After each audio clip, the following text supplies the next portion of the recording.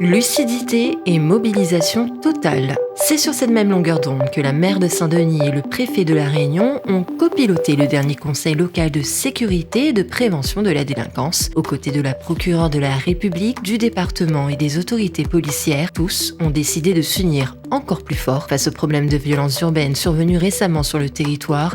Des mesures concrètes ont été annoncées. Les premières d'entre elles se veulent préventives. Ce soir, nous avons avec nous le vice-président du département parce qu'il y a aussi un sujet de qui sont ces enfants, parce qu'il y a beaucoup d'enfants, où vivent-ils, c'est quoi ces familles, qui sont-elles, etc. Ça, c'est un travail que nous avons engagé avec le rectorat, avec la CAF, avec le département. Nous souhaitons avoir plus de médiateurs, d'éducateurs de rue. Donc c'est une demande très claire que nous avons formulée pour venir additionner aux moyens que nous avons déjà, puisque nous avons 97 médiateurs sur Saint-Denis et nous souhaitons en avoir une vingtaine supplémentaires. De la répression, c'est un fait, mais le gros du travail sera justement un travail plutôt de compréhension et d'accompagnement de cette jeunesse. D'autres réponses cette fois sécuritaires, telles que les opérations Place Nette, qui s'ajouteront à une intensification des opérations existantes, une action importante pour Saint-Denis, ses espaces communs et ses familles. Il y a une information partagée qui remonte des quartiers sur des tensions qui se passent par des bagarres de rue, par de l'errance de jeunes, par des violences qui ne sont pas acceptables.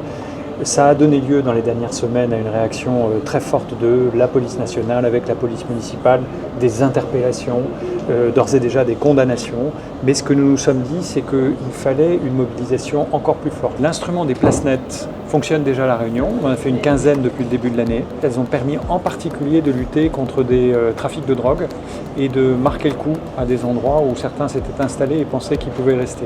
Mais ce que nous avons évoqué avec Madame la procureure, avec Madame la maire, c'est effectivement l'idée d'avoir des opérations place nette sur ces phénomènes de bande et de violence de rue. Les aménagements, les places publiques, les espaces pour les familles, les animations que nous mettons qui sont appréciées par les familles, eh ben, ces espaces sont pour les familles.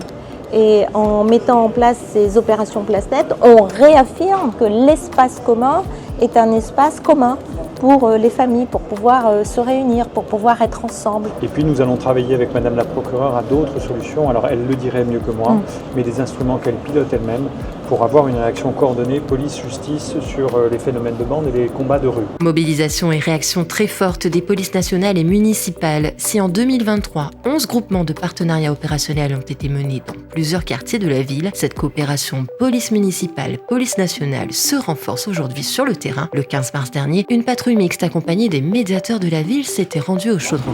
Et nous, il permet à nous aussi d'adapter notre travail derrière, d'adapter des patrouilles municipales, d'adapter des patrouilles de nuit, de faire en sorte que justement le secteur reste calme. Nous, c'est notre priorité, pour être très clair. Informer, rassurer, prendre le pouls des quartiers de jour pour mieux opérer de nuit, une présence bienvenue pour la population, des échanges et des efforts essentiels pour garantir à tous un environnement sûr et paisible.